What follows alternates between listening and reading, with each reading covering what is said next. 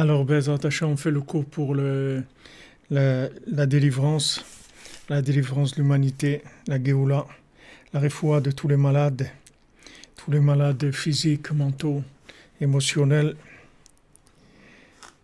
pour les ivougim, les gens qui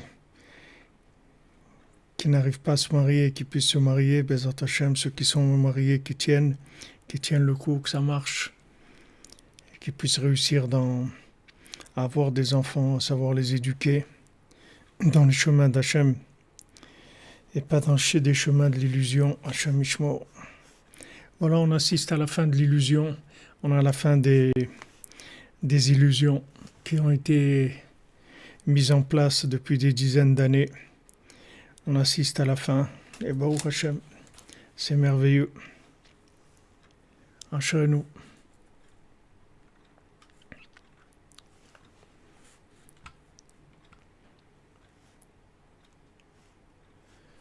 Voilà, si on est en place.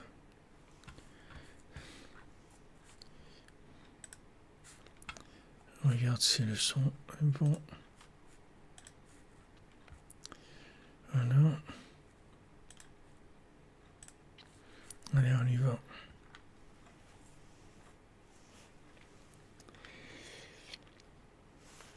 Alors, on est dans notre conte, le 8e conte du Rav et de son fils unique. Et le Rav de Tcherin nous dit que Ain Sham Od Sheachar Kach Keshepaga Rav Besocher Achar Ptirat Aben. Après, quand le père, en fin de compte, il a rencontré le marchand, après que son fils soit décédé, Veikiro qui osait à Socher Shera Oto Mekodem. Et il l'a reconnu parce que c'était le marchand qu'il avait vu avant. Veishivlo Bevadai Raita Oti. Alors quand il lui a demandé, mais je te connais, il lui a dit, c'est sûr que tu me connais, tu m'as vu.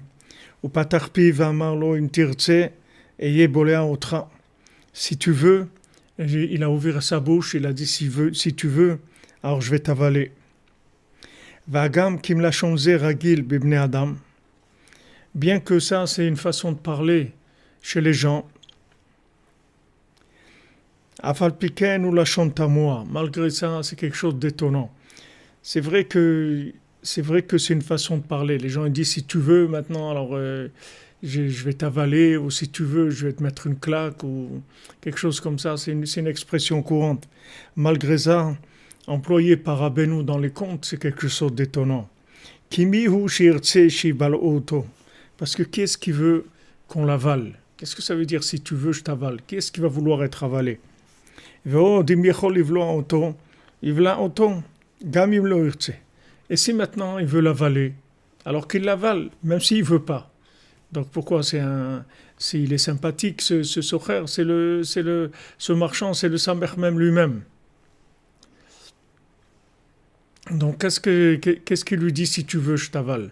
Ça va changer quelque chose s'il veut ou il veut pas. Si lui il peut l'avaler avec les intentions qu'il avait déjà, ce qu'il a entraîné la mort de son fils et tout, s'il veut l'avaler, qu'il l'avale, s'il peut l'avaler. Donc c'est étonnant ce langage-là, cette expression-là. Ach yesh lomar sherimez lanu Rabbeinu Zal gam basé davar amok ve'emet. On peut dire que Rabbeinu nous a fait allusion en parlant en employant cette expression sur quelque chose de profond et de vrai. Ki be'emet ifshar le'abal davar livloa et adam bal kocho. Parce que be'emet, le Yetzer Hara, il ne peut pas avaler quelqu'un contre son gré. Gam imlo yirtse elav. Même s'il ne le veut pas. C'est-à-dire que maintenant, si le Yetzer Hara, si on ne veut pas être avalé par le Yetzer Hara, si les forces négatives, on décide qu'on ne veut pas être avalé par les forces négatives, alors il ne peut pas nous avaler.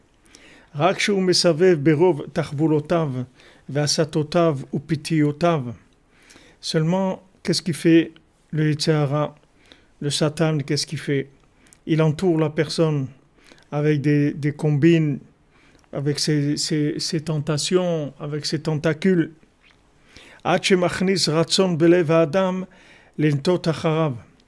jusqu'à qu'il arrive à rentrer dans son cœur, qu'il veuille aller avec lui, après lui. Et à ce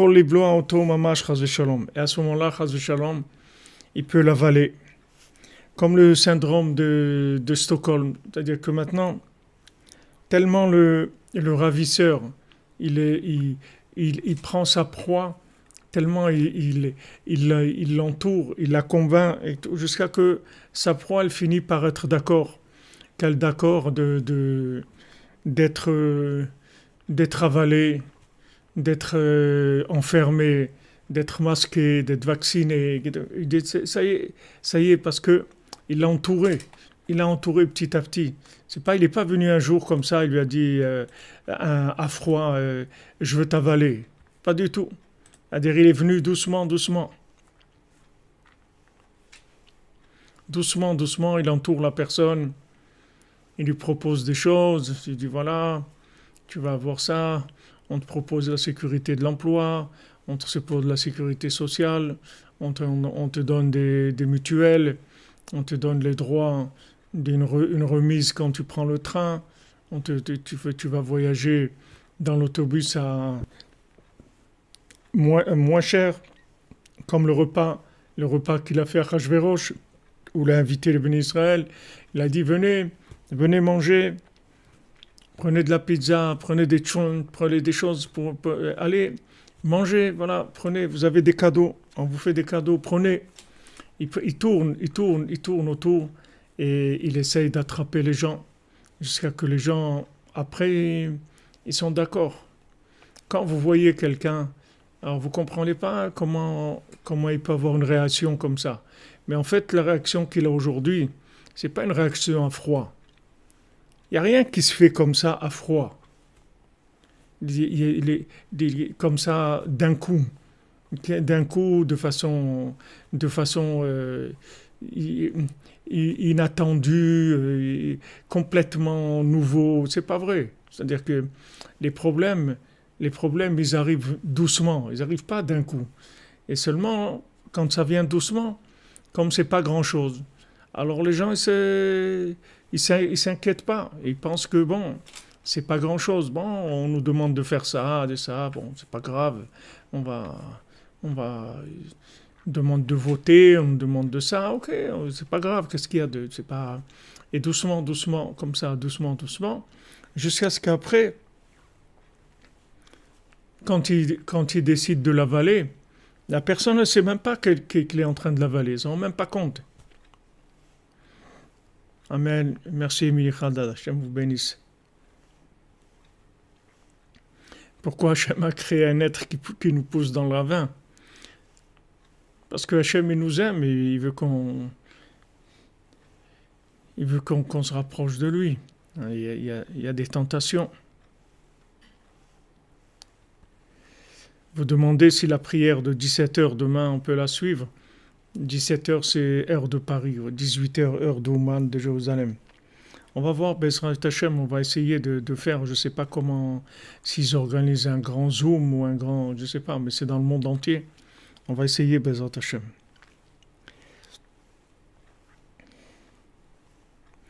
Alors, il l'achète, comme vous dites, toi, Madame Biavali, doucement. Il achète doucement.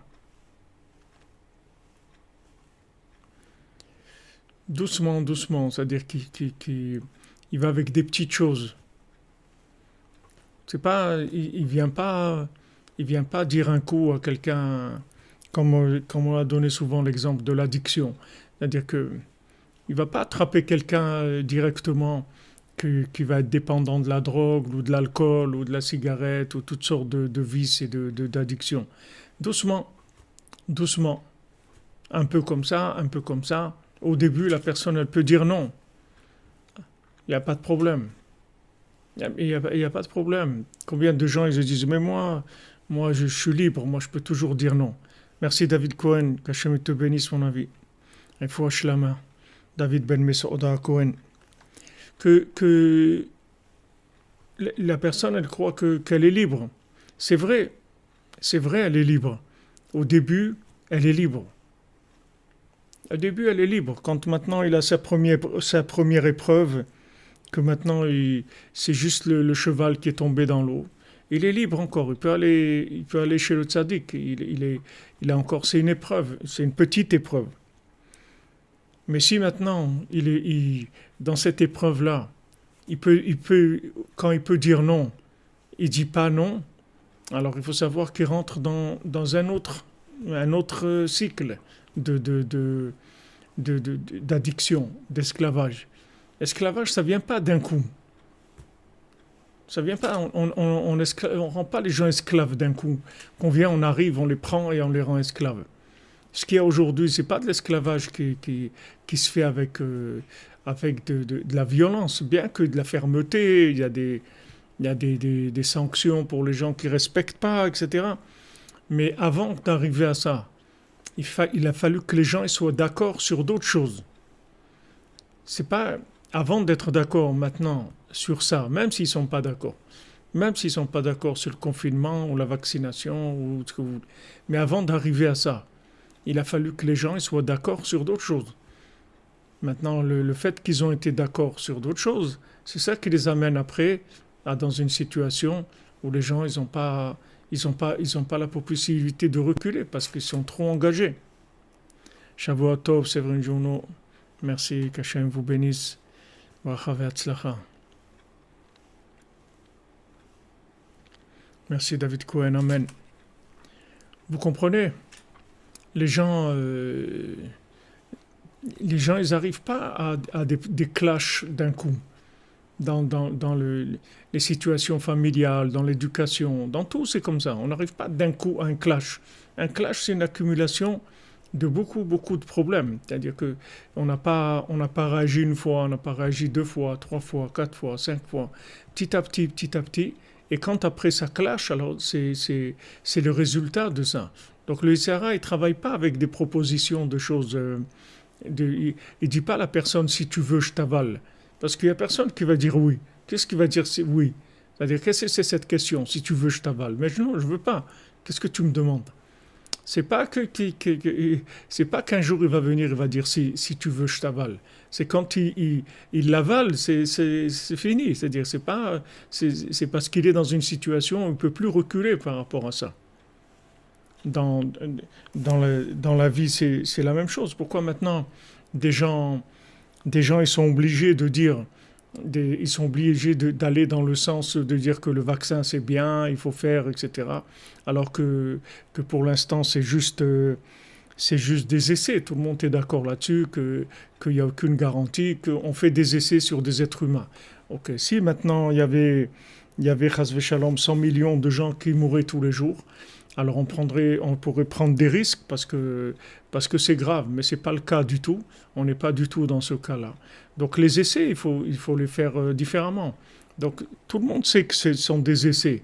Mais pourquoi maintenant des gens qui ont des autorités, des places et tout, ils sont obligés d'aller dans ce sens-là? Parce que c'est pas aujourd'hui. C'est pas aujourd'hui qu'on les a achetés. C'est depuis très longtemps qu'on les a achetés. C'est pas aujourd'hui. C'est pas quelque chose qu'on vient du jour au lendemain, on dit à quelqu'un, bon, alors tu es quelqu'un d'influençable, ou plutôt d'influent. Pardon, tu es quelqu'un d'influent, alors il faut que tu dises aux gens de faire le vaccin, etc. Il va pas dire s'il est libre. Mais comme il n'est pas libre, alors on lui demande pas, on lui dit, voilà, maintenant tu vas dire ça, c'est tout. Il peut pas dire autre chose, parce qu'il n'est pas libre. Et ça, il faut regarder au début. C'est quand on rentre, quand on commence, c'est là où il faut regarder. C'est pas quand on arrive à la fin. À la fin, c'est la fin. C'est très difficile. Mais quand on commence quelque chose, quand on commence, on est au début, il faut faire attention de ne pas se vendre. À chaque fois qu'on fait quelque chose, on doit se dire, est-ce que maintenant cette chose-là, elle va me rendre dépendante? Est-ce que ça va me rendre dépendant d'un système, dépendant d'autres personnes? Est-ce que je vais être dépendant?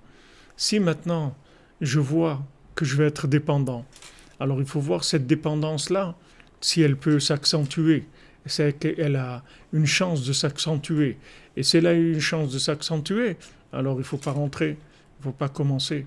Il y a des choses qui sont très intéressantes au début, qui sont très avantageuses, mais à la fin, on se trouve emprisonné, on se trouve ligoté, on se trouve obligé d'être dans l'opposé même de nos idées. C'est-à-dire on ne peut même pas dire non, on ne peut même pas dire ce qu'on pense, parce que c'est trop tard. C'est-à-dire que on est engagé, ça engage beaucoup de monde, c'est impossible. C'est impossible. Mais ça, c'est pas venu d'un coup. Ça, c'est pas venu d'un coup.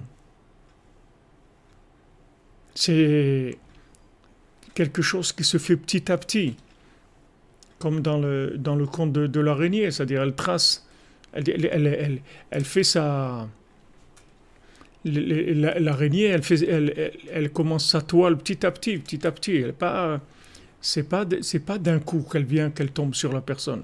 Mais petit à petit, elle traite. Donc maintenant, quand on s'engage dans quelque chose, quand on a toute proposition qu'on a, il faut regarder qu'est-ce que c'est. Où est-ce que ça mène? Où est-ce que ça mène? Comme il nous avait dit un des grands Breslevers de l'autre génération, il dit, pour des sujets qui étaient des sujets communautaires, etc., il dit, ne te vends pas, ne te vends pas, ne te vends pas. On te propose quelque chose, comme, comme je vous avais raconté, que quand une fois on m'a proposé en Israël une place dans une communauté en tant que rabbin, disons, personne qui va influencer la communauté, faire des cours tous les jours, etc. Et on m'a proposé un bon salaire. Et c'était intéressant parce que bon, on n'avait pas de parnassa, tout ça. Alors j'ai dit à ma femme, voilà, j'ai cette proposition.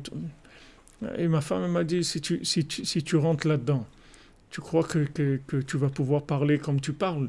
Tu pourras pas. Après, ils vont te dire, qu'est-ce qu'il faut pas dire. Et ça y est, tu pourras plus. Et comme toi, tu pourras pas supporter. Comment tu vas faire? C'est pas pour nous. C'est pas pour nous. Bon, Hachem. Quelqu'un, il a une épouse que l'épouse, elle le met en garde. Elle voit très concrètement ce qui va se passer. Est-ce que l'homme, il voit, bon, c'est bien, c'est intéressant, un bon salaire, ça permet à la famille de vivre mieux, etc. Mais chaque proposition, il faut, il faut, d'abord, il faut toujours prier, quoi qu'on nous propose, même si ça a l'air très bien, il faut toujours prier pour avoir une protection divine. Il faut tout le temps prier, parce qu'on ne sait pas où ça mène. Mais quand on nous propose quelque chose, il faut analyser, voir cette chose-là.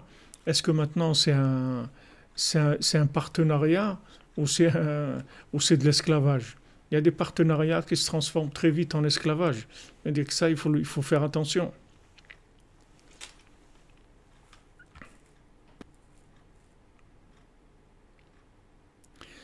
Car Jean, vous me demandez qu'est-ce que c'est leur projet, où ça mène tout ça. Je ne sais pas. Je ne sais pas quels sont leurs projets. Leurs projets, je ne les connais pas, parce qu'on est tellement dans une manipulation de l'info qu'on ne peut pas savoir exactement, ni d'un côté, ni d'un autre. On ne sait pas du tout. Que ce n'est pas un projet très sympathique, on peut s'en douter, mais quel est vraiment le projet, on ne sait pas. Mais voilà, ce qu'on fait, c'est ce que Hachem nous a donné, c'est de demander à Hachem de nous sauver de Amalek avec toutes ces intentions qui ne sont pas des intentions sympathiques, puisque en fait, Amalek, il ne nous vise pas à nous. Il vise le bien qui est en nous, c'est-à-dire il vise ce qu'il y a de divin en nous. En fait, ce qu'il veut cacher, c'est la présence divine dans le monde. Et donc, il s'attaque au bien qu'il y a dans les gens, le bien qui est libre. Parce que quand ce bien-là, il est déjà esclave, il n'y a pas grand-chose à faire avec. Donc c'est pour ça que ceux qui ont déjà signé sur l'esclavage, ils n'ont pas tellement le choix aujourd'hui de pouvoir refuser. Parce ils sont déjà vendus, ils sont déjà dans de l'esclavage. Donc ils peuvent rien faire du tout.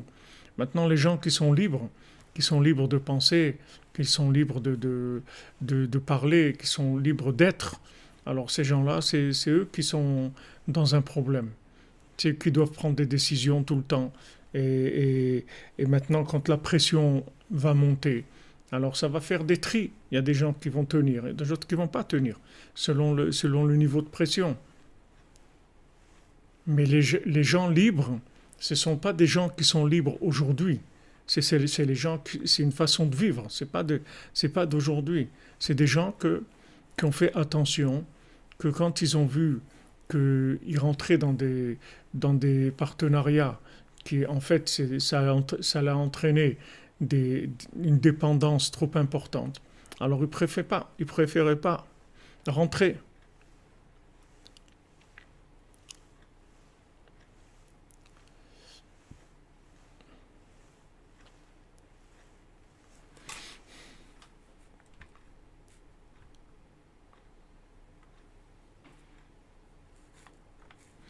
Les ovnis, c'est puissant. Ouais, je suis d'accord avec vous.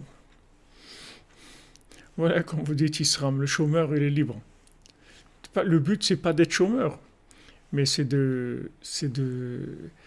d'avoir un emploi ou une activité dans laquelle on est libre. C'est tout. Cette activité, on est libre au maximum. Surtout, surtout dans les idéologies. Dans les idéologies, c'est-à-dire que c'est ça qu'il faut faire le plus attention. Même si dans le temps, quand on est employé, alors on a des exigences de temps, mais dans l'idéologie, c'est ça le principal. Il faut faire attention que maintenant, quelqu'un qui travaille quelque part, il doit fournir un travail, c'est une fonction. On ne peut pas lui dire après, maintenant tu vas faire ça ou tu vas faire ça, parce que il peut dire, mais moi je ne me suis pas engagé, moi je suis engagé ici pour travailler, c'est tout. Ça n'a rien à voir avec le travail. J'ai pas là-dedans, je dois rien du tout à personne. Je suis libre, moi, quand je signe un contrat de travail. C'est pour juste le travail, c'est tout, pas autre chose. Alors ça, c'est pas facile, hein, c'est pas facile, ça, il faut le voir depuis le début. Depuis le début, quand on rentre, il faut faire attention à ça. Ce qu'il dit ici le Rav de Tchérin, c'est que il n'y a pas des gens qui peuvent pleurer qu'on leur est tombé dessus, on les a avalés. C'est pas vrai. Il n'y a personne qu'on a avalé d'un coup. Les gens, on les a avalés en petits morceaux depuis le début, un petit morceau, jusqu'à qu'après la personne elle peut plus se libérer de ça. Et quand il y a des situations où vous voyez des gens réagir comme des esclaves et vous vous étonnez parce que vous croyez qu'ils sont libres, mais ils ne sont pas libres. Ce pas des gens libres. Là, maintenant, aujourd'hui, on assiste à une révélation, c'est tout. C'est comme en Égypte, quand Moshe Rabbeinu il a dit on sort. Ok, 80%, ils ne sont pas sortis. Parce ils étaient engagés. Excusez-moi. Ils étaient engagés en Égypte. Quand vous les voyez tous, vous ne saviez pas qui est-ce qui est engagé dans quoi, quel est le degré d'esclavage, etc. L'esclavage, il était terminé quand on est sorti d'Égypte. C'était pas quand ils sont sortis, ils sont pas sortis d'un état où ils étaient esclaves, ils étaient déjà libres. C'est pas seulement les gens, ils ont été étonnés qu'il y a des gens qui disent on y va, et il y a des gens qui disent non, non, nous on préfère rester. Je dis mais comment? Mais attends, mon cher Rabbeinu, on s'en va. Tout. Non, je suis désolé, désolé, je préfère rester. On a tous vécu des choses comme ça dans notre vie, qui ne sont pas la sortie d'Égypte mamache, mais des choses des fois importantes qu'on doit faire. Et on croit qu'il y a des gens avec nous, que ce soit de la famille, que ce soit des amis. Alors on dit allez, on y va et tout. Et vous voyez, les gens ils disent ah non, je m'excuse, je pourrais pas. Mais comment c'est tellement important et tout. Je dis non, je pourrais pas, je suis désolé, mais je peux pas participer à ça. Il va trouver une réponse ou une autre et pour dire comme une fois il y avait quelqu'un, je sais pas si c'est Rabbi Nathan qui faisait qui faisait un cours de Torah ou un Shabbat. C'était un Shabbat de réunion avec Rabbi Nathan et les élèves. Et quelqu'un il est venu, il a dit à Rabbi Nathan, il est venu le dimanche ou le lundi le voir, il lui a dit je m'excuse, j'ai pas pu venir Shabbat parce que c'était l'anniversaire de ma sœur ou quelque chose. Sa sœur elle avait quelque chose et un événement quelconque. Et donc c'est pour ça qu'il n'a pas pu venir. Alors Rabbi Nathan il a dit Amarti la chokhma achoti at. J'ai dit à la sagesse tu es ma sœur. Rabbi Nathan il a voulu lui dire qu'il a voulu le remettre en place. Il dit par rapport à ce qu'on est en train de faire là, c'est notre activité là. Si tu savais ce qu'on est en train de faire, tu n'aurais pas amené un argument comme ça pour t'excuser de ne pas être présent. Tu n'aurais pas, c'est-à-dire ça, c'est une chokhma, c'est-à-dire ça, c'est ce que tu es en train de dire, c'est des chokhmot, c'est-à-dire c'est des calculs de logique, ce sont des choses logiques qui n'ont rien à voir avec ce qui est en train de se passer ici. Rabbi Nathan, chaque Shabbat avec Rabbi Nathan, chaque réunion avec Rabbi Nathan, c'était la préparation de la délivrance de l'humanité. C'était pas une réunion de gens, on peut être là, on peut être ailleurs, ça change pas grand-chose. C'était très très important. C'est un engagement que Rabbi Nathan, il était conscient de ce qu'il était en train de faire. Donc quand il voyait des élèves qui lui disaient des choses comme ça, c'était difficile pour lui de laisser passer ces choses-là. Alors Rabbi Nathan, il a dit, une fois aussi, il y avait quelqu'un qui avait il avait sur sa charrette des sacs de farine. Et il a commencé à pleuvoir. Et alors il a pris une bâche, il a mis sur les sacs de farine. Et il priait Hachem qu'il arrive rapidement dans un endroit où il puisse mettre à l'abri son chargement là de farine pour pas qu'il prenne l'eau, etc. Alors, Rabbi Nathan, je ne sais pas s'il était présent, on lui a raconté ça. Rabbi Nathan il a dit, lui, son voyage, il se termine à l'endroit où il va y avoir un abri pour la marchandise. Mais moi, mon voyage, il a une destination qui va beaucoup, beaucoup, beaucoup plus loin que ça. C'est-à-dire que Rabbi Nathan, il ne voyait pas l'étape à venir. C'est-à-dire n'importe quelle étape qui était à venir, il la regardait toujours par rapport à la finalité. Ce n'est pas l'étape juste maintenant.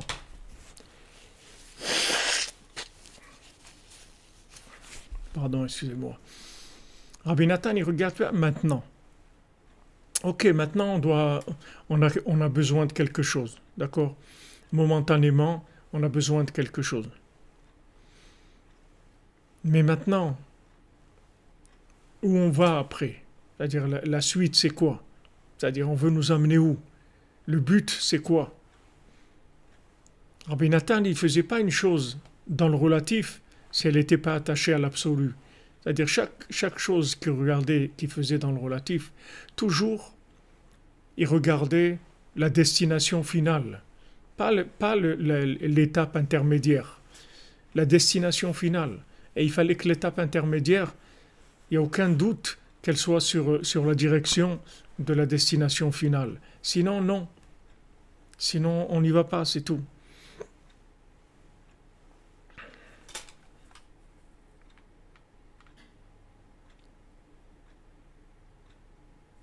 Leilou Nishmat, Jean-Marc Gage, Leilou Nishmat de votre frère Hubert Zal Gage Kalfa, que son âme repose en paix, Bezat Hashem.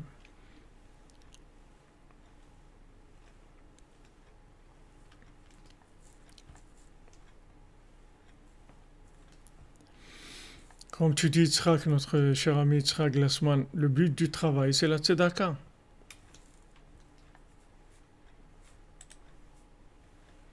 Le but du travail, c'est la tzedaka. C'est-à-dire que on est obligé d'idéaliser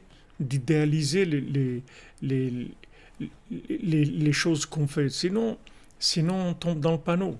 C'est-à-dire, on se, on se fait avoir. Parce que quand l'étape, elle devient la destination, alors c'est un problème. Comme il a dit Rabbi Nathan, il dit, lui, l'étape, pour lui, c'est la destination. C'est-à-dire, la seule chose qui est son souci aujourd'hui, c'est d'arriver là et de pouvoir mettre sa farine à l'abri. Voilà, c'est tout, c'est ça son problème. Mais dis-moi, ma destination, elle va beaucoup, beaucoup plus loin que ça. Elle va beaucoup plus loin que ça. C'est-à-dire, là, moi, je regarde beaucoup plus loin. Où je vais aller avec ça? Ça m'amène où? Ok, momentanément, je vais pouvoir faire ça, ou pas pouvoir faire ça. Momentanément, je vais aller là, ou je vais aller là. Je vais pouvoir aller faire des achats, ou je vais pouvoir aller à la salle de sport, ou je vais pouvoir aller... Ok, mais après, la suite, c'est quoi?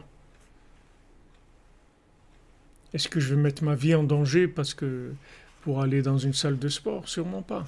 Est-ce que je vais mettre ma vie en danger pour pouvoir aller faire des courses dans des supermarchés? Pas du tout.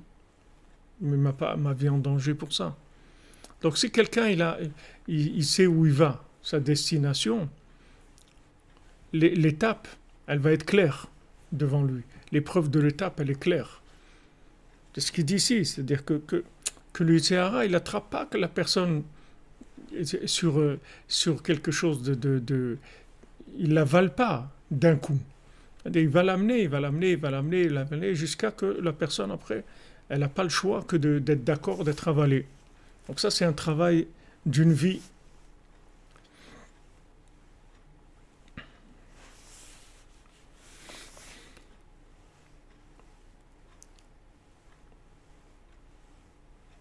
Voilà, comme vous dites, Suzanne Soaris, voir sur le long terme. À long terme, où je vais aller avec ça? Je vais aller où? Je vais me trouver où à long terme? Ça, il faut avoir toujours ce qu'on appelle, ce que Rabbeinu nous a dit dans la Torah 54, Zikaron Dalma Deate, c'est-à-dire la mémoire de l'autre monde. C'est ça qu'il faut avoir en tête. Avoir la mémoire de l'autre monde. La mémoire de l'autre monde toujours présente à notre esprit, et à ce moment-là, les choix, ils sont libérés de cette influence des forces négatives. כמו שגם בסיפור זה הכניס תחילה בלב הרב שלא יהיה רצון שיישא בנו על הצדיק, כי נדמה לו שהוא פחיתות הכבוד לפניו. On voit dans ce conte qu'au début, avec quoi il a commencé le Yitzhara? Comment il a influencé le Rav, le père du fils unique? Il lui a rentré d'abord dans le cœur de dire, mais en fait, tu sais, c'est pas tellement ton honneur que tu ailles chez ce tzaddik-là. Toi, quand même, tu es quelqu'un d'important et tout. C'est un peu honteux pour toi d'aller là-bas. Il lui a rentré cette pensée dans le cœur. כמובן, גם כן אחר כך פגעו בסוחר, המתבייש לומר שנוסע לאותו צדיק. Parce que après, on voit, quand il a rencontré le marchand, il avait honte de dire qu'ils allaient chez ce tzaddik-là. Donc il avait quelque chose qui le gênait. Il y avait quelque chose qui le gênait dans cette démarche-là, d'aller chez le tzaddik. Pour lui, ce n'était pas quelque chose qui était vital, c'était au contraire, c'était quelque chose, bon, il voulait bien le faire pour son fils, parce que son fils insistait, etc. Mais lui, il n'était pas tellement d'accord avec ça. Donc il avait même honte d'aller. וממילא כשהכניס הבעל דבר בדעתו לנטות אחר רצונו, בוודאי היה בכוחו להתגבר עליו. Alors maintenant, une fois que le Satan il lui a rentré dans le cœur ça, que maintenant c'est pas, tu sais, bon, même si tu le fais, c'est quand même honteux pour toi d'aller, etc. Il lui a fait toute une préparation, il lui a fait tout un lavage de cerveau avant qu'il commence. Donc après, quand il y a eu l'épreuve, c'était facile de le bloquer, parce qu'il était déjà préparé pour ça. Vezerimezlo im tirtse, c'est ça qui fait allusion, il dit si tu veux. Hainu im haya retzoncha nimshach achar retzoni bevadai eye boleh otra. Il a dit si maintenant ton vouloir, il suit le mien, C'est-à-dire que si maintenant tu es d'accord avec ce qui est mon projet à moi, c'est-à-dire de détruire son fils avec toute la réparation que ça allait amener, c'est sûr que je vais t'avaler. C'est sûr que je vais t'avaler, il lui a dit. Beprinat kebala rachat tzadik mimenu, daika. Comme c'est écrit quand le rachat, le mécréant, il avale celui qui est plus sadique que lui, c'est-à-dire celui qui est meilleur que lui. Et comme nos sages, ils disent, pas un tzadik gamour. Un tzadik gamour, il peut pas l'avaler. C'est-à-dire que le rachat, le mécréant, il peut avaler celui qui est tzadik mimenu. C'est-à-dire qu'il peut avaler quelqu'un qui est dans une étape qui est vue comme un projet, vous voulez, comme un projet d'évolution. Mais mais celui qui est un tzaddik gamour, c'est-à-dire que celui qui sait que maintenant ce qu'il est en train de faire, c'est pas une étape, c'est une finalité en soi. C'est pas une étape. C'est pas maintenant il va juste faire cette chose-là. Il sait que cette étape-là, elle fait partie d'une finalité. C'est-à-dire que tzaddik gamour, il peut pas, c'est-à-dire tzaddik gamour, ça veut dire que il voit la finalité de la chose. Alors lui, le rachat, le mécréant, jamais il peut l'avaler. Jamais il peut l'avaler. Parce que il se dit, tout de suite, il connecte l'étape avec la finalité. Et il vérifie sur sa carte, est-ce que maintenant cette étape, elle va bien dans la direction où je veux m'orienter. Et si ça ne va pas dans ce sens-là, alors j'y vais pas, c'est tout. C'est ça, tzaddik gamour. Tzaddik gamour, ça veut dire qu'il a fini, c'est-à-dire qu'il est complet. Complet, ça veut dire que maintenant, quand il fait un acte, c'est toujours par rapport à quelque chose de complet. C'est pas par rapport à l'acte lui-même. L'acte, c'est pas une finalité pour lui. Il le met toujours dans la finalité. Et à ce moment-là, le rachat, il peut jamais l'avaler. Il peut jamais l'avaler. C'est-à-dire, il peut pas se faire avaler.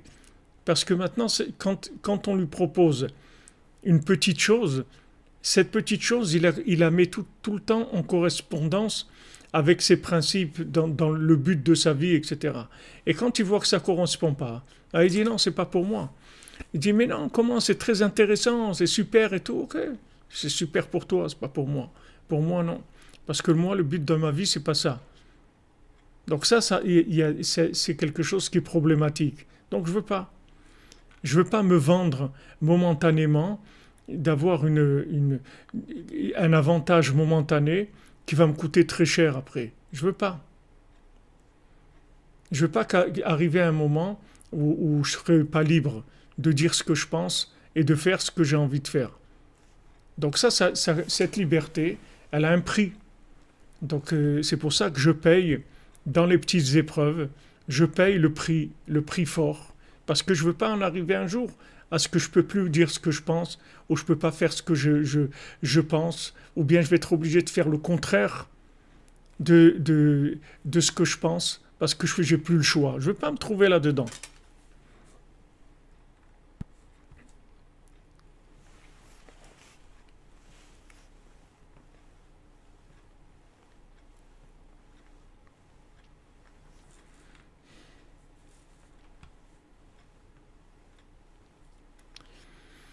C'est vrai que tu dis là-dedans, la vérité, elle est lumineuse et elle est fragile en même temps, comme une flamme avec le vent. Tout à fait. Elle est fragile.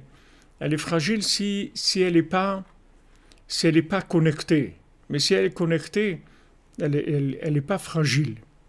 La fragilité, ça vient du fait qu'elle est isolée. C'est-à-dire que maintenant, quand l'acte positif est isolé, alors là, il est fragilisé. Comme on a étudié jeudi soir. C'est-à-dire quelqu'un, il fait quelque chose de bien, alors cette chose bien, elle va dans le Mishkan. Et quand elle rentre dans le Mishkan, ça rentre dans la coopérative. Et quand ça rentre dans la coopérative, personne ne pourra jamais lui enlever. C'est fini. Parce que ça rentre dans une force qui est beaucoup plus grande que la sienne. La force qu'on a, pourquoi on tient, c'est parce qu'on est dans la yeshiva de Rabbeinu, on est avec des tzadikim. C'est pour ça qu'on tient. C'est pas par rapport à nous-mêmes. C'est parce que tout ce qu'on fait, c'est en accord avec les tzadikim. Eved Rabbi Nachman Anochi, c'est-à-dire moi, ce que je fais, c'est par rapport à ce que le tzaddik m'a dit de faire. C'est pas que pourquoi je sors d'Égypte, c'est pas que je suis plus malin que les autres, c'est que moi maintenant je reconnais Moshe Rabbeinu comme étant le représentant d'Hachem. Donc ce qu'il me dit de faire, je vais le faire, c'est tout.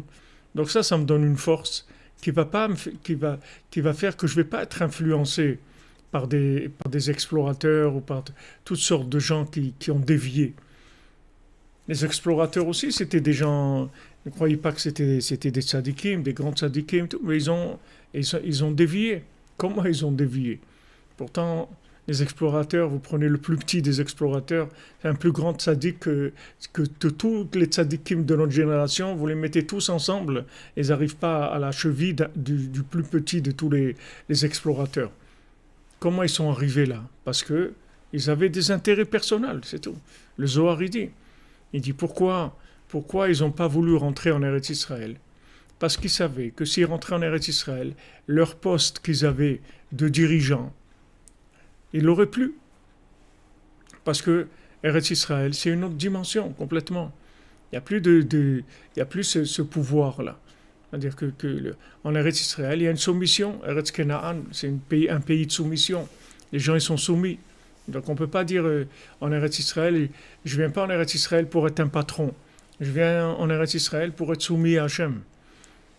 Donc eux, ils ne voulaient pas ça. Donc ils ont monté tout ce qu'ils ont monté. C'était par rapport à ça, c'est tout. Comme tout ce qui se passe aujourd'hui, c'est la même chose. Il n'y a aucun changement. C'est exactement le même principe. Exactement. Même ceux qui ont voulu parler des trucs, on les a fait taire, on les a menacés, on les a fait taire, ils se mettent de côté, ils ont dit ce qu'ils avaient à dire, et puis après, ça y est, c'est fini. Et il y a des gens qui ne peuvent même pas dire ce qu'ils ont envie de dire. Ils sont obligés de répéter ce qu'on leur dit de dire, parce que ils sont vendus à des systèmes, c'est tout. Alors ça, c'est pas quelque chose de nouveau, c'est quelque chose qui a toujours existé. Et maintenant, la force, c'est Moshe Rabbeinu, c'est tout. Qui est-ce qui tenait? C'est les gens qui étaient attachés à Moshe Rabbeinu, Yoshua Benoun. Il était pourquoi? Parce que l'Oyamish Mitochaoel, il était toujours avec Moshe Rabbeinu, c'est tout. Lui, il disait, moi j'ai un maître, c'est tout, c'est lui mon maître. Ce qu'il me dit de faire, je fais. Moi, je comprends rien. Moi, je sais rien. Ne me parlez pas, ne m'expliquez pas de choses. Moi, je sais rien du tout. Moi, mon maître, il a dit, voilà, à Chatzot, on sort. Donc moi, je fais Chatzot et je sors, c'est tout. Et je sais que tant que je fais Chatzot, je suis en dehors de la toile de l'araignée, c'est tout. J'ai pas de souci, j'ai aucun souci. Ah, comment ça marche et tout, j'en sais rien. Je sais que mon cher Rabbeinu l'a dit comme ça. Tu fais Chatzot, tu fais de doutes, tu fais ton tikkun haklali, tu fais ta halacha, tu viens au man quand tu peux. Voilà, c'est tout. Le reste, moi, je comprends rien.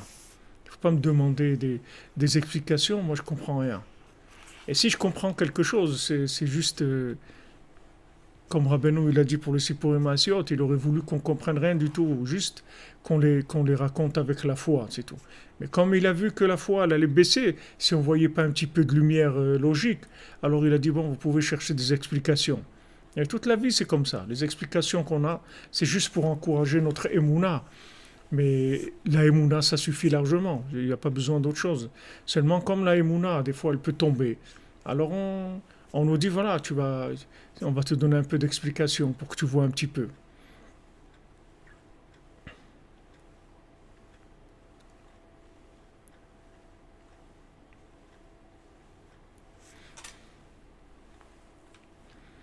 Hé, Madame Meloul, vous dites jusqu'à quand? Vous savez très bien, vous voyez votre vie, vous savez que vous êtes Baruch Hashem, vous partez des âmes qui luttent pour la vérité, vous êtes là dans la cordonnerie, active et décidée et engagée. Vous savez ce que c'est. La vérité, ça coûte cher dans ce monde. Ça coûte cher. C'est-à-dire, des fois, elle n'est pas, témoin de. Elle n'est pas, je ne voulais pas dire témoin, elle n'est pas synonyme. La recherche de la vérité, elle n'est pas synonyme de confort et d'honneur et de bien-être. Des fois, la vérité, ça coûte très cher dans les rapports humains et dans la vie. Ça coûte cher, la vérité. Il y a des moments, il y a des choix qui sont très difficiles. Merci, Madame Zouari. C'est le cours de Rabbeinu, c'est la Torah de Rabbeinu. Oui, ce que vous dites, Madame Gabali, c'est connu, c'est comme ça. C'est c'est- c'est les systèmes, c'est comme ça. En Israël, il y a pas la terre d'Israël, c'est la terre d'Israël, c'est tout. C'est une autre dimension. C'est le pouvoir d'Hachem, c'est une autre dimension.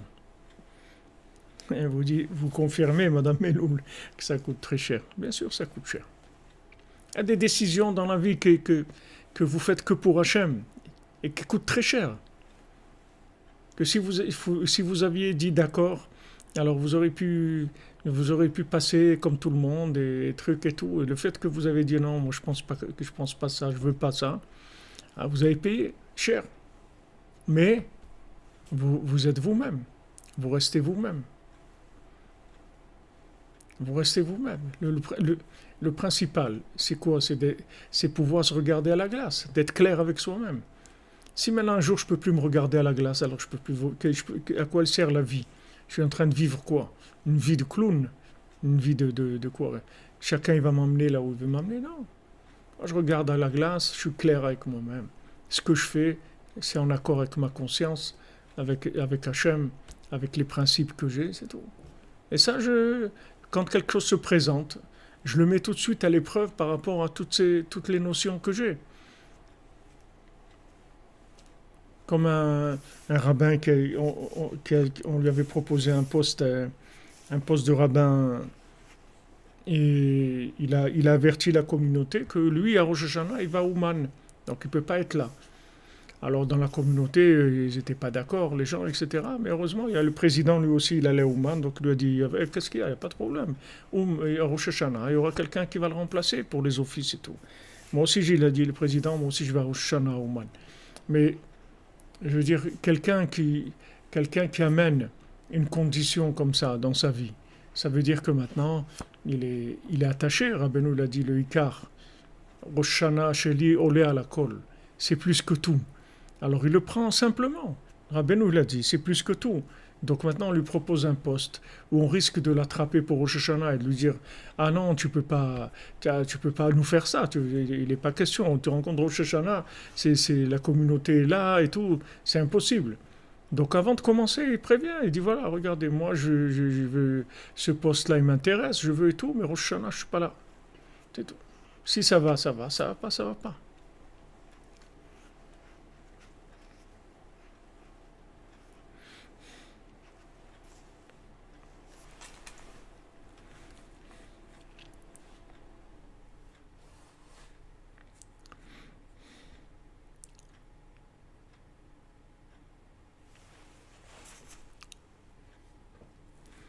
Ça coûte cher, les idées. Les idées, elles coûtent cher. Si vous restez fidèle à vous-même, ça coûte cher. Ça coûte très cher.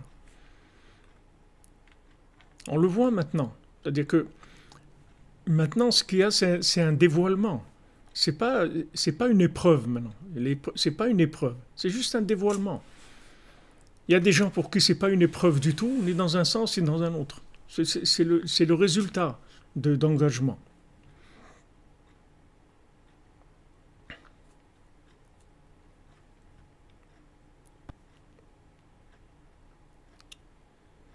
Pourquoi est-ce que le peuple est retourné à Babylone? Pourquoi sont-ils retournés une deuxième fois? Je ne sais pas, France Chirel, je ne sais pas, mais je ne connais pas très bien Je connais pas bien le sujet, je ne peux pas vous répondre. Si Purim, c'est pour les femmes aussi, mais bien sûr. Purim, c'est pour les femmes aussi. Bien sûr. Les femmes, elles ont les obligations de toutes les mitzvot de Purim. De lire la Megillah, des Mishloach Manot, de Matanot Laevionim, de la Simcha, de toutes les mitzvot de Purim, les femmes, elles ont l'obligation. Voilà, comme vous dit Sylvie Lelouch, quand on s'est désintoxiqué, c'est facile. Yeshuot Aaron ben Mazal, Tachem. Quand vous n'êtes pas rentré dans l'intox, c'est facile. Vous avez vos repères. Donc, ce qui arrive, vous le mettez, vous le faites passer par rapport à vos repères. Si c'est en accord avec vos repères, d'accord. C'est pas en accord avec vos repères, ça ne vous intéresse pas. Ah oui, Audrey Cover. Fidèle à nous-mêmes, ça coûte cher, ça coûte très cher. Il y a des choses qu'on est obligé de laisser dans notre vie parce que sinon on se trahit. C'est nous-mêmes qu'on laisse. Et si nous-mêmes on laisse, il n'y a plus de vie après. Il n'y a plus rien du tout. Il n'y a plus rien. Combien de gens, par faiblesse, ils ont accepté une orientation professionnelle, une orientation idéologique, par faiblesse. Et 20 ans, 30 ans, 40 ans après, ils ont été obligés de changer. Parce que ça arrivait en fin de parcours, quand ils n'avaient plus de vitalité. Au lieu maintenant que la vitalité augmente jour après jour, quand vous allez vers votre idéal, alors chaque jour vous en vous rapprochez, et chaque jour votre vitalité augmente, et chaque jour vous avez envie de mieux faire, et chaque jour vous avez envie de parfaire la chose, et d'aller plus loin, etc. Ça c'est quand vous avez fait vos choix, qui sont en rapport avec votre idéal. Mais maintenant, quand vos choix, ils ont été influencés par des gens que vous avez accepté de trahir votre idéal pour être en accord avec des gens, ou par faiblesse, ou pour pas faire de la peine à quelqu'un, ou des choses comme ça. Ok, au début, vous n'allez pas vous rendre compte, parce que vous avez des énergies, il y a des énergies extérieures. Mais l'homme, il ne fonctionne pas avec des énergies externes toute sa vie. Amen, merci Violette Poème. L'impression des livres de Rabbeinu. J'aime vous bénisse, Shavua Tov. L'homme, il ne fonctionne pas qu'avec des énergies extérieures. Vous voyez, de la même chose que chaque jour, quand on vieillit, alors notre corps il s'affaiblit dans sa force physique. Tout ce qui est extérieur, plus on avance dans l'âge, plus ça s'affaiblit. Mais par contre, l'autre côté, c'est-à-dire l'idéal, plus vous avancez, plus il augmente. C'est-à-dire que maintenant, tout ce qui est en rapport avec l'âme, ça va en augmentant. Chaque jour de la vie, ça va en augmentant. Si vous faites les bons choix dans votre vie, c'est-à-dire si vous respectez votre vérité, vos principes, votre idéal, ça va aller en augmentant tous les jours, ça va augmenter. Parce que l'idéal, il se rapproche toujours de l'infini. Donc il augmente tous les jours. Tandis que maintenant, quand on a fait un choix qui n'était pas le nôtre, juste pour faire plaisir à quelqu'un, parce qu'on n'a pas la force de dire non, ou parce qu'on a honte, ou parce que toutes sortes de raisons, mais qu'on s'est trahi dans notre idéal, pour X raisons, ça va pas, c'est pas quelque chose, ne croyez pas que ça marche. Ça marche pas. Même si ça marche aujourd'hui, dans 20 ans, dans 30 ans, dans 40 ans, ça s'écroule.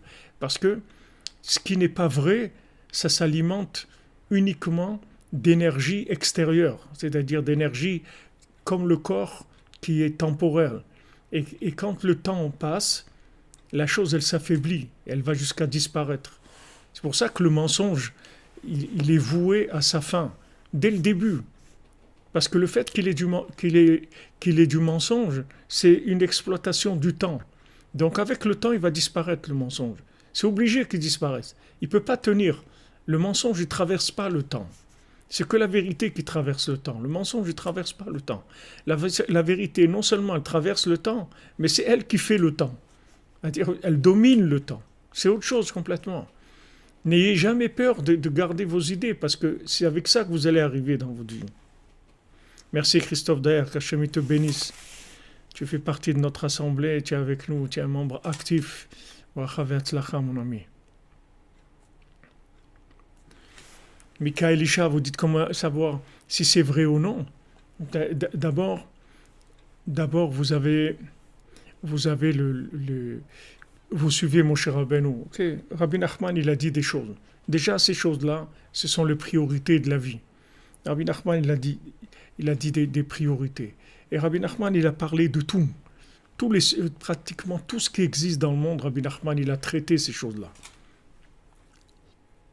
Donc, il faut juste être tout le temps dans les bonnes références, chercher des références où Rabbi Nachman, il a parlé de ces choses-là. Et voilà, être tranquille, c'est tout. Le reste, on ne se pose pas de questions. Quand Rabbi Nachman n'a pas traité des sujets. Donc ça veut dire que c'est pas important, c'est tout. Je vous ai raconté, moi j'étais des années, pendant 15 ans, j'étais avec Rabbi Nachman Roussicher, Shalom, qui était un descendant de Rabbeinu. Une fois, quelqu'un lui a demandé, il lui a dit, Rabbi Nachman, il dit, quand on dit, on parle du Sambation, le Sambation, que de l'autre côté de ce fleuve, il y a les tribus cachées, etc. Et comment c'est, etc. Alors Rabbi Nachman lui a répondu, Rabbeinu lo medaber misé. Rabbeinu ne parle pas de ça. Si Rabbeinu ne parle pas de ça, ça veut dire que tu laisses tomber. C'est pas un sujet à traiter. Laisse-le tomber, c'est tout. Laisse tomber ces choses-là. Laisse tomber ces choses-là. Ne t'occupe pas de ça, c'est tout. Ce que Rabbeinu, ce qui était important par rapport à la finalité, Rabbeinu il en a parlé. Parce que le tzaddik, il voit Mordechai Yada. Mordechai, il sait. Mordechai, il sait exactement ce qui est en train de se placer. C'est-à-dire, il sait où on va. Il sait où la chose, elle va amener. Donc ça y est, reste tranquille. Amen, Déborah. L'ouverture des cœurs pour Hachem. Amen, Bézant Hachem. Que tous les cœurs du monde deviennent des cordonniers. Toute l'humanité, Bézant Hachem. Hachem vous bénisse, Shavua Tov.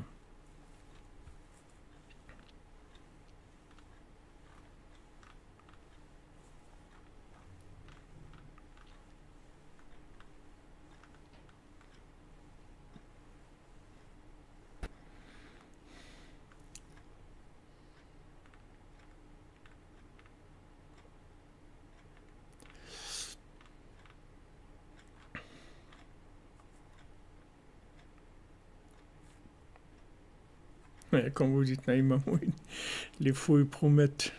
Vous comprenez?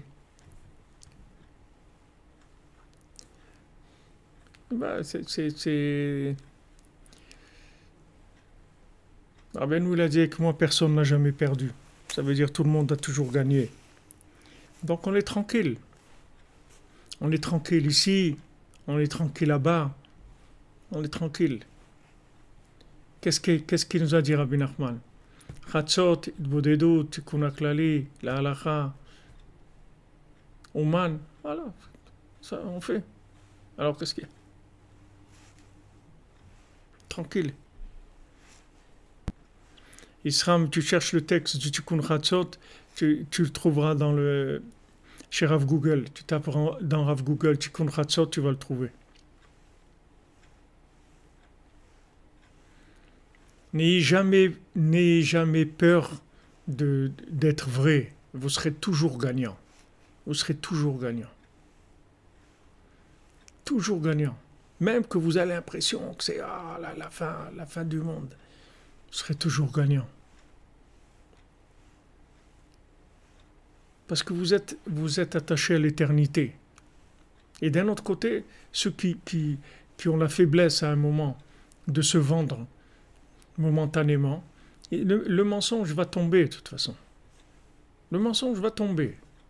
Il est voué à sa fin. Donc, même si momentanément, oh là là, ça a l'air super, et extraordinaire, et on va se sentir de côté parce qu'on n'a pas voulu participer, etc. Ok.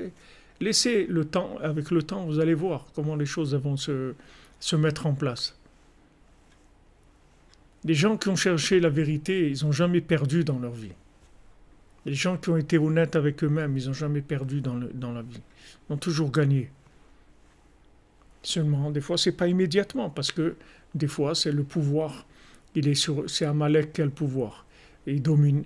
Alors, quand on cherche la vérité, on est méprisé. On est, ok, pas grave. Ça va passer. Mais par contre, si on s'est trahi soi-même, ça passe pas. Parce qu'il n'y a plus de vie. Il n'y a plus de vie. C'est plus une vie après. Quelqu'un il s'est vendu, il s'est trahi, c'est plus une vie.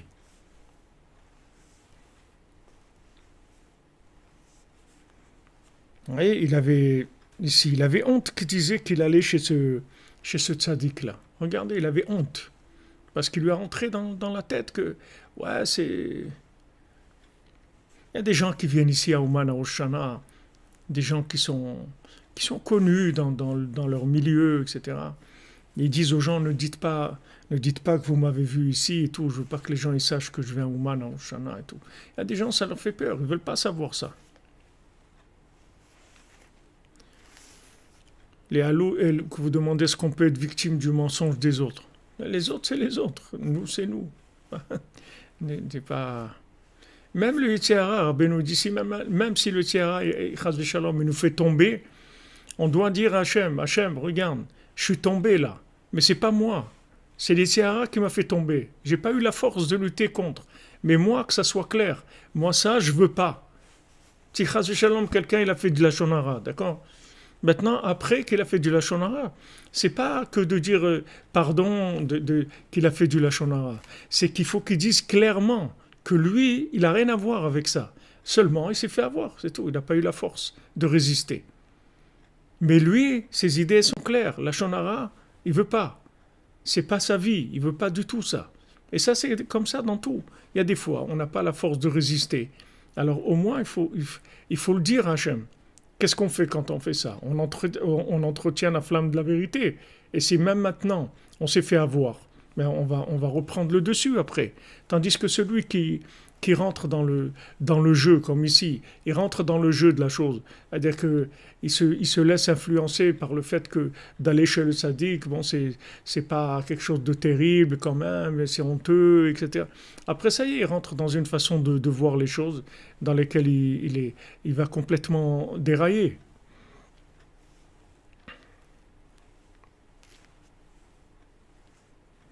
Isram, tu cherches hébreu phonétique français, je ne sais pas phonétique si ça existe.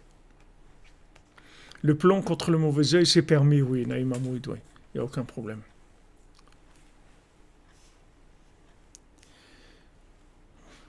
Ouais, de faire fondre du plomb et de le verser après dans l'eau, c'est...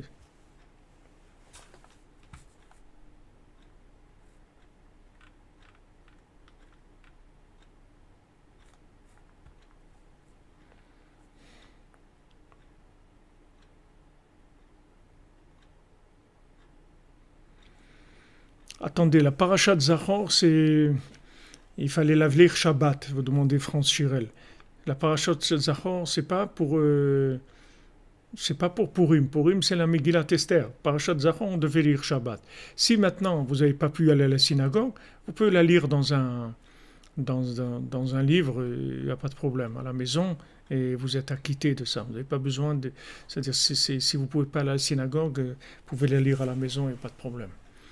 Mais jeudi soir, c'est la Megillat Esther, c'est autre chose. Maintenant, s'il y a une impossibilité d'aller à la synagogue ou d'organiser des... Alors, il va y avoir des lectures par Zoom qui vont être organisées.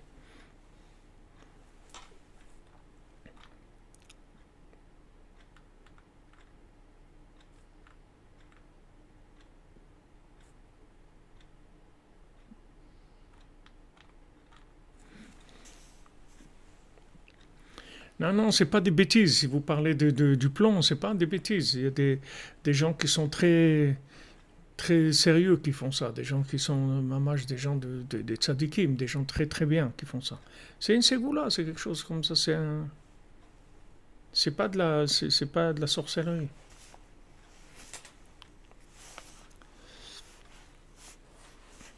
וזה רימז לו תרצה, היינו, אם יהיה רצונך נמשך אחר רצוני, בוודאי אהיה בולע אותך.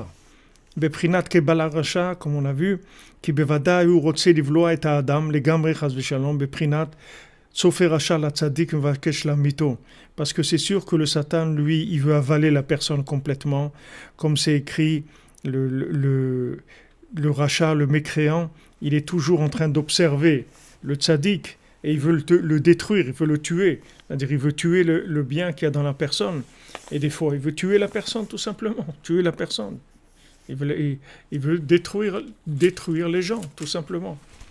Donc, il est tout le temps il est toujours en train de chercher à détruire le bien. Et tous les gens qui sont justement conscients du bien qu'ils ont en eux, et conscient de la valeur du bien, alors c'est sûr qu'il les attaque encore plus. Ceux qu'il a déjà mis dans son panier, donc il les a déjà détournés, il n'y a pas de problème. Mais ceux qui sont conscients de la valeur du bien, ceux qui luttent pour la vérité, pour le bien, qui croient dans le bien, qui savent que le bien, c'est le principal dans la vie. Et ils sont engagés là-dedans, alors eux, ils les attaquent encore plus que les autres, c'est sûr. Mais bon, Hachem nous protège, Rabbeinu nous protège, tous les sadikim nous protègent. On n'a rien à craindre. Baruch Hachem. On est protégé. Rabbeinu, il protège ses élèves, son assemblée. Il n'y a rien à craindre sur ça. Voilà les amis, on démarre la semaine de Purim. Il faut se renforcer dans la joie pour voir beaucoup de Nissim, Bezat Hashem, qu'il va y avoir cette semaine. Je vais prendre juste là les noms, comme vous voyez. Alors pour la refoua de Shmuel Ebi Moshe, Ben Ruth Fortuna, Ella. Refoua Shlema pour Elisa Bat Betania, Julien Ben Betania, Benjamin Michael Ben Lucien Dvora, David Ben Lucien Dvora, Aya Aurélia Bat Katia, Alexia Ziva Bat Evelyn, Pascal Henri Ben Chava, Virginie Camille Bat Esther, Manuel Ben Kamar Levana, Patricia Sarah Bat Léa Louise, France Guemara Bat Léa Louise, Sarah Verrara Bat Rachel Luzan, Gabriela Esther Bat Diane, Joseph Ben Léa, Esther Bat Luna, Maurice Moshe Ben Sarah Imenu, Yal Odette Kamuna Bat Emma, Meir Ben Odette Kamuna, Emma Bat Jacqueline, Charlie Ben Rivka, Chava Léa Bat Esther, Marlene Fawa Bat Jacqueline Mazaltov, Yaakov Pessar Ben Tsuri Andi, Israël Yitzhak Ben Fortuné, Dan Ben Rosa Ben Amou, Ariel Ben Mazal, Shlomodov Ben Rzala HaKohen, Yahu Nathan Ben Yocheved HaKohen, Richard Partouche, Robin Goueta, Nechama Duna Doli Bat Miriam, Deborah Miriam Bat Kohen Ayala, Anaïs Michal Bat Sophie Zohar, Shalom Moshe Nachman Ben Sultana Malka, Jérémy Ben Laurence, Didier Ben Yosef, Cathy Sylvia Bat Irène, Eva Bat Liliane, Sylvie Bat Esther, Ephraim Yosef Ben Yael Vanessa,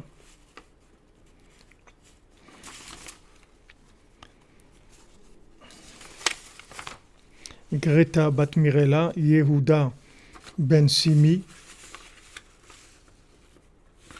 Simi Bat Esther, Simi Bat Léa, Chantal Balmoudi, Karie Ben Dvora, Aaron Ben Yael, Elisa Zouza Bat Myriam, Sandrine Bat Janine, Jani Bat Eglantine, Elou Nishmat de Mordechai Ben Gabriel, Myriam Bat Simcha et Mordechai, Simon Bat Chana, Nadav Ben Liliane, Josiane Yvonne Bat Mireille, Marie-Sarah Bat Avraham Duhart, Yoshua José Ben Avraham Delouze, Ilan Ben Ruth, Maurice Moshe Ben Achima Suzanne, Lola Bat Noël, Germaine Bat Virginie, Valérie Bat Annie, Marcel Pilar, Rekia Bat Rahma, David Ben Menana, Dov David Ben Marlène, Odette Israël Bat Crocus, Eugénie Fuchs, Frédéric Israël, Merzouk Ben Shalom Touati, Sultana Gauthier, Rachel Régine, Bat Yaakov Frima.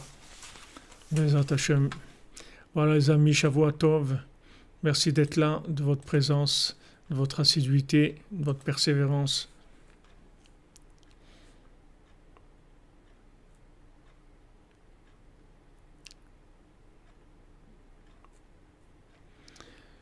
Elul Nishmat Yosef Ben Taïta.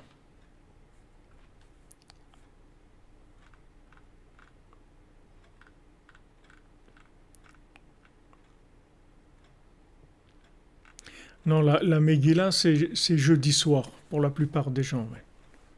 Non, pour tout le monde, c'est-à-dire même à Jérusalem, ils vont lire jeudi soir.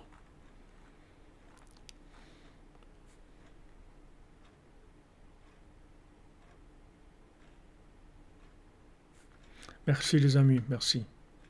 Merci Michael Isha. Pour que les doutes s'estompent et qu'on puisse tous se renforcer dans la joie et la confiance. Merci. Merci à vous. Merci pour votre tzedaka. Pour le Mishkan, on construit le Mishkan. Bezat Hashem, on avance.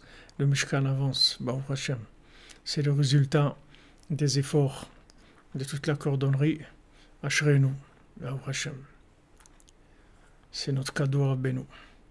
Merci Sivilouche, merci d'être là. Merci de votre présence et votre engagement. Et on n'est pas conscient de ce qu'on est en train de faire. Je vous promets la grandeur de ce qu'on fait. On n'est pas du tout conscient. Mais ce sont des choses énormes. Ce sont des choses qui... Il n'y a pas beaucoup d'éléments qui jouent dans la balance dans le monde. Quand il y a des assemblées comme ça de gens sincères, désintéressés, qui veulent vraiment le bien et que Hachem soit révélé dans le monde, c'est très important dans le ciel. C'est sur ça qu'on se base pour le maintien de l'humanité. Il y a beaucoup de gens qui profitent de ça. Comme Rabbeinu dit que les gens qui se lèvent à Chatzot, le monde entier, il leur est redevable. Parce que c'est eux qui maintiennent le monde. Parce que quand les gens ils disent à Hachem, tu nous manques, ta présence nous manque, on veut ta maison, c'est ça qui calme. C'est ça qui calme la colère. C'est pas les gens qui sont en train de chercher à faire le passeport vert pour aller dans les discothèques. Ça calme pas la colère. Ça calme la colère quand les gens ils se lèvent la nuit et ils disent à Hachem, regarde, voilà, je sors de mon sommeil, je peux dormir. Mon confort, c'est de dormir. J'ai le droit de dormir. Je ne dois rien à personne. Je peux dormir. Voilà, je me lève pour ton honneur. Juste pour te dire que tu nous manques, c'est tout. Que ta maison, elle nous manque. C'est tout ce que je veux te dire.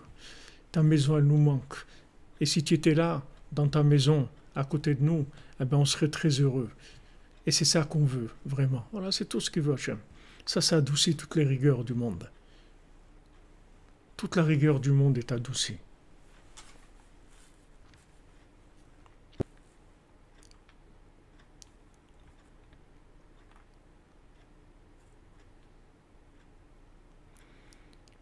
Oui, la Megillah, c'est jeudi soir et vendredi aussi, oui.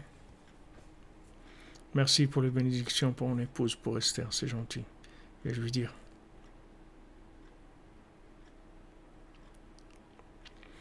Ouais, Israël, ils peuvent tracer qui ils veulent. Les gens qui se lèvent à Hatzot, ils ne pourront jamais les tracer. Parce que là où on va, il n'y a pas de traces dans ce monde.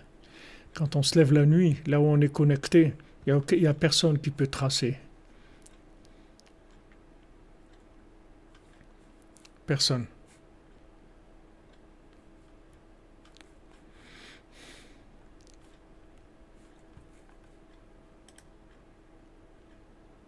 Si vous date pour rime, ouais, dans ta chambre. Shavua Tov, les amis. Des bonnes nouvelles, on se retrouve demain à 13h pour le cours sur la Torah 56. Yom Balayla.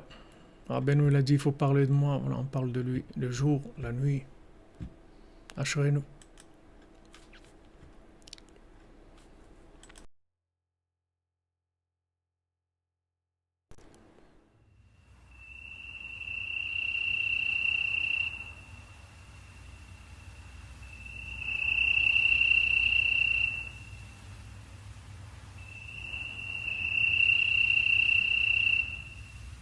Omer oyne valaylo oyne valaylo lagoy shashmuvois Omer oyne valaylo oyne valaylo lagoy shashmuvois Omer oyne valaylo oyne valaylo lagoy shashmuvois Gomer oyne valaylo oyne valaylo lagoy